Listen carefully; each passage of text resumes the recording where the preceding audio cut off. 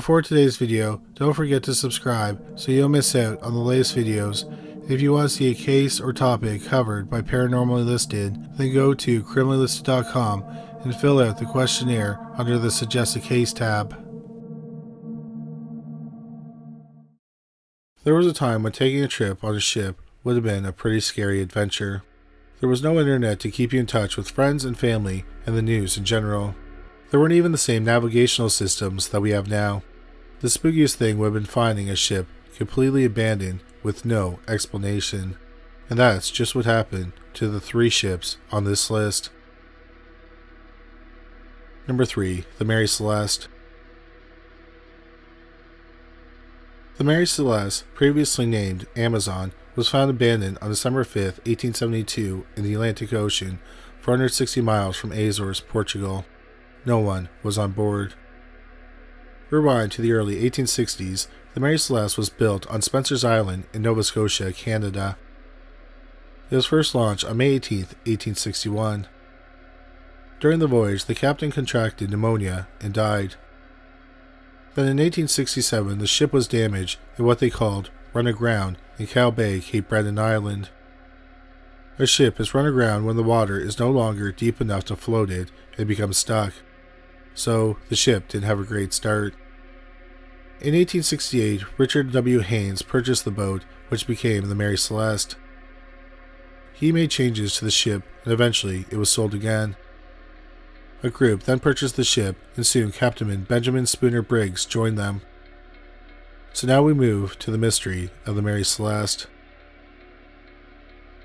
With Captain Briggs at the helm, the Mary Celeste set sail from New York City on November 7, 1872. Loaded with 1,700 barrels of alcohol and 10 people on board, the ship headed across the Atlantic Ocean to Genoa, Italy. However, the boat would never make it to its destination. It wouldn't even technically make it to Europe. In the log, the last entry was on November 25, 1872, and they were close enough to Azores, Portugal, that they could see land. 10 days later, on December 5th, the ship was found empty. The boat was discovered by David Morehouse, captain of the Degrada and David. He wanted to check in as he knew Captain Briggs. What he and his crew found was pretty eerie. There was no one on the boat. There was about 3 feet of water in the ship, which may be concerning to non-boat people. However, according to our research, 3 feet of water couldn't be enough of concern for a crew to abandon the ship. The longboat was missing, but all the alcohol was there except for a few barrels, and there was plenty of food. It was also noticed that the topmast sail was torn and the pumps had coal dust and debris in them. The entire situation was very strange. Why would a ship in seemingly good condition with a manageable amount of water be abandoned, especially with abundant food and alcohol? Furthermore, there was no signs of foul play. So the next step for Morehouse was to take the ship to collect salvage payment. They wanted to collect payment for finding the ship, so they took it to Gibraltar. Now it seems a little suspicious to arrive at a company asking for salvage payment regarding a ship that has no signs of destruction and appears in fairly good shape, except for the missing crew. So the salvagers' response to them was, "How do we know that you just didn't murder everyone on board and come to collect the payment?" So an inquiry was launched by British Attorney General Frederick Solly Flood. In the end, they couldn't determine any foul play involved, and the crew of the Degrada received the salvage payment, but only 1/6 of it. This seems to imply that they didn't completely bleed the crew of the Degrada, but they couldn't prove anything. The question is, what likely happened? The circumstances were strange because the ship was in fine shape and nothing else except the people and a longboat were gone. One explanation is that it's likely that the captain thought the ship was sinking. As we mentioned, there was about 3 feet of water, and that's not enough to make a captain worry about the boat sinking, but there was a sounding rod on the deck, and the ship's pump had been disassembled. A sounding rod is a tool used to see if the ship is taking on too much water. So it's possible that the ship's pump had been working, and they couldn't tell how bad the water situation was, so they took the longboat thinking the boat was sinking. And the bad weather was how the crew met their end off the ship. There were so many barrels of alcohol on the ship, and some of them were missing, so perhaps there were alcoholic fumes that worried those on board that there might be an explosion, and they left the ship. It was unlikely to be pirates, considering there was too much loot on the ship and none of it was missing. It was never discovered how the crew of the Mary Celeste disappeared. But the ship did have another infamous event when it found its way to Captain G.C. Parker, who intentionally crashed the ship in 1885, hoping to collect the insurance payment. It really seems to come back to payments with this ship. However, like the crew with the Grata, the payment did not go as planned when the ship did sink. No one really gets a happy ending in the story, not even the boat. Number 2. The SV Zebrina. The SV Zebrina was found abandoned on September 17, 1917, on its way to Saint-Pierre, France, with lots of coal. But first, let's go back to 1873, when the ship was launched at Whitstable, England. The ship was built with the express purpose of transporting meat in the River Plate area. The ship fulfilled this need because it was shallow enough for the area with shallow waters, and only 5 people were required to run the boat. Fray Bentos had the world's largest slaughterhouse, and it was near the River Plate. So all this was perfect, except for one little feature. There was no refrigeration on board, and the boat was super slow. And if your purpose in life is to transport fresh meat, a slow boat may not be the path to success.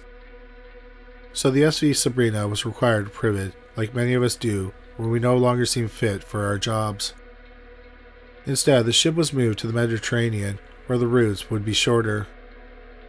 On September 15, 1917, Captain Martin left Falmouth in the United Kingdom, heading towards France with coal. The boat was at sea for only 2 days when it was found in the French port of Cherbourg in the English Channel.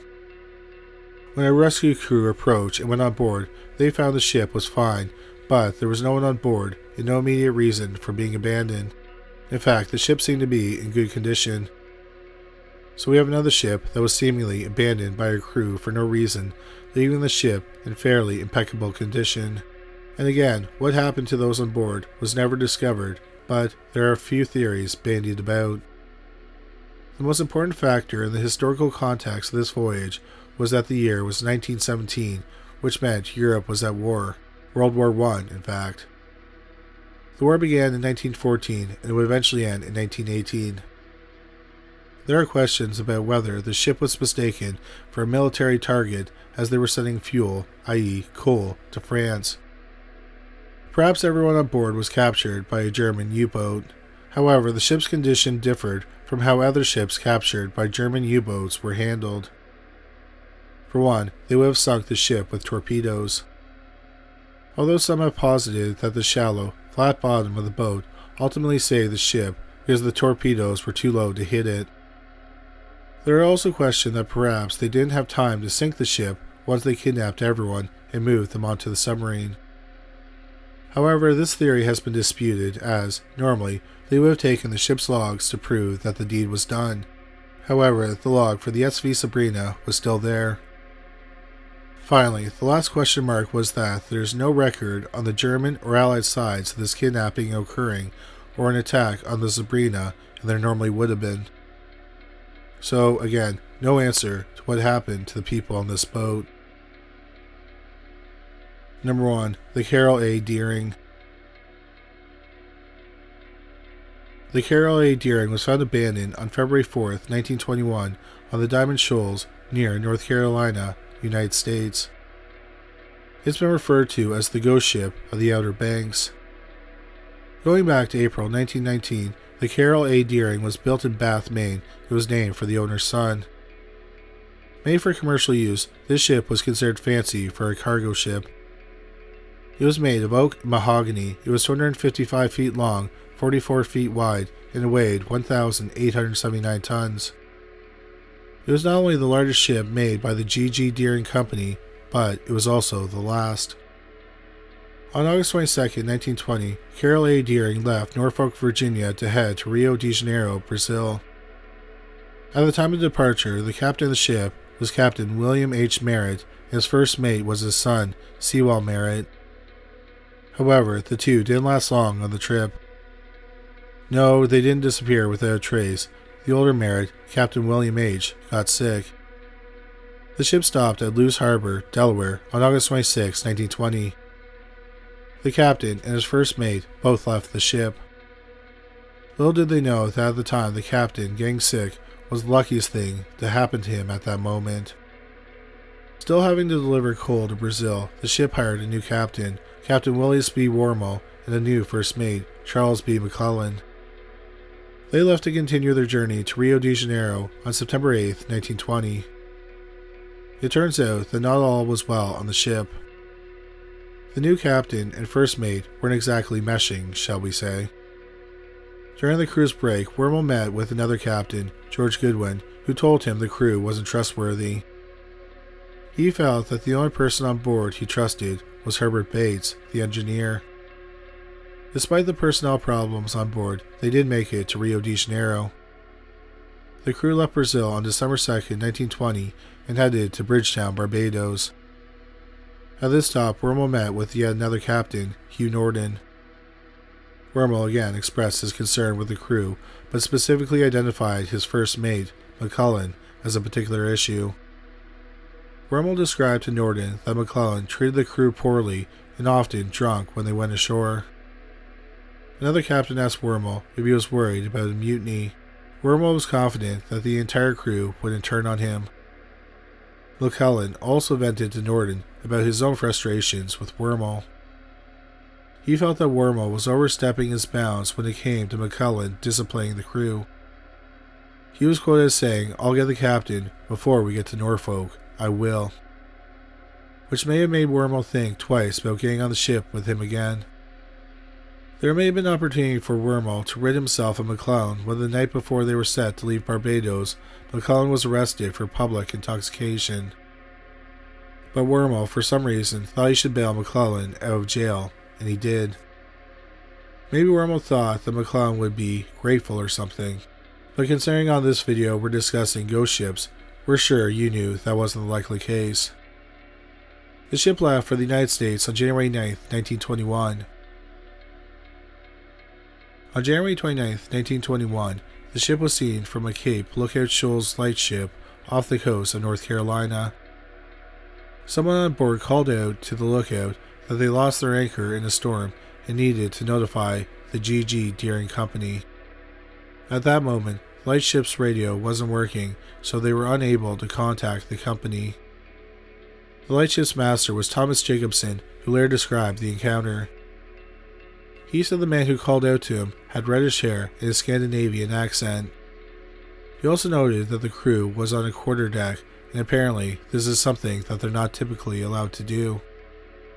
So the whole situation was a little suspicious. On January 31st, 1921, the ship was seen on the edge of the Diamond Shoals by C.P. Brady.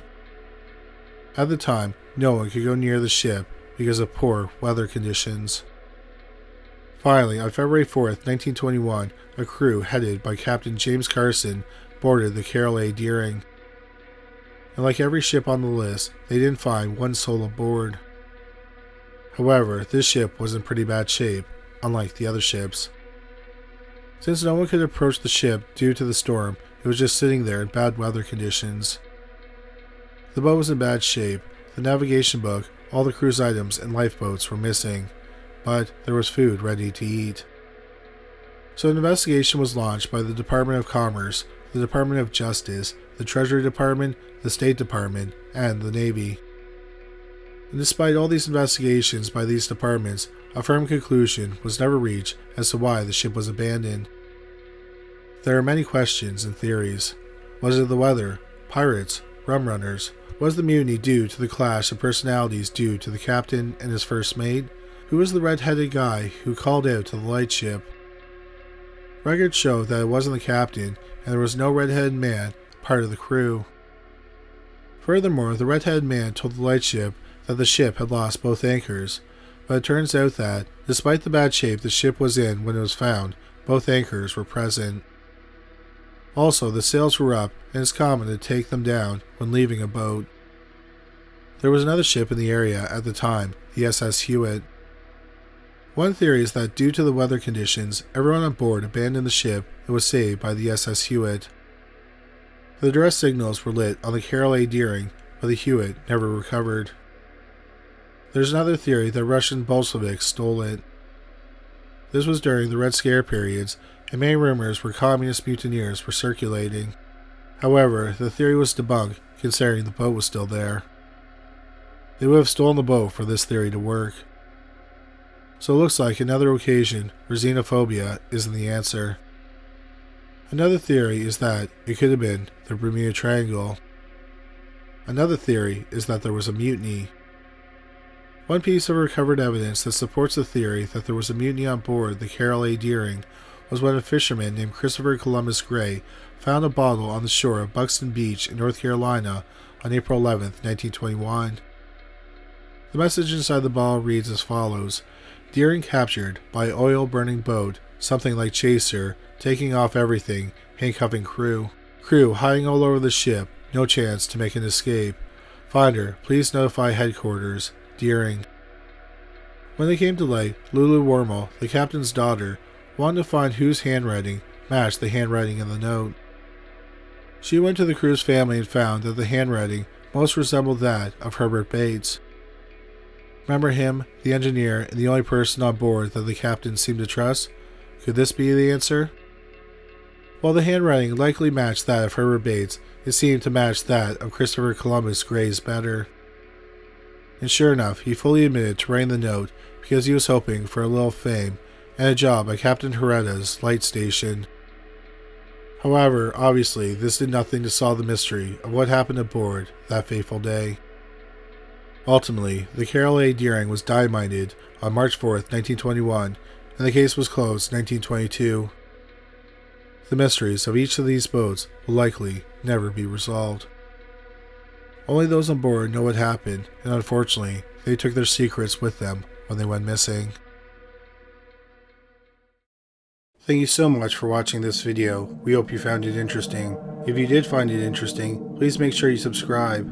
We'll have a new video about the paranormal every week. If you just discovered this channel, please make sure you check out our other channel, Criminally Listed. We have over 325 videos featuring bizarre but true crime stories. You can find it at youtube.com/criminallylisted. We also have a podcast about cold cases that were eventually solved called Criminally Listed Presents Into the Killing. You can find it on Stitcher, Spotify, Amazon Music, and anywhere you find great podcasts. But that's all for today. Thanks again for watching.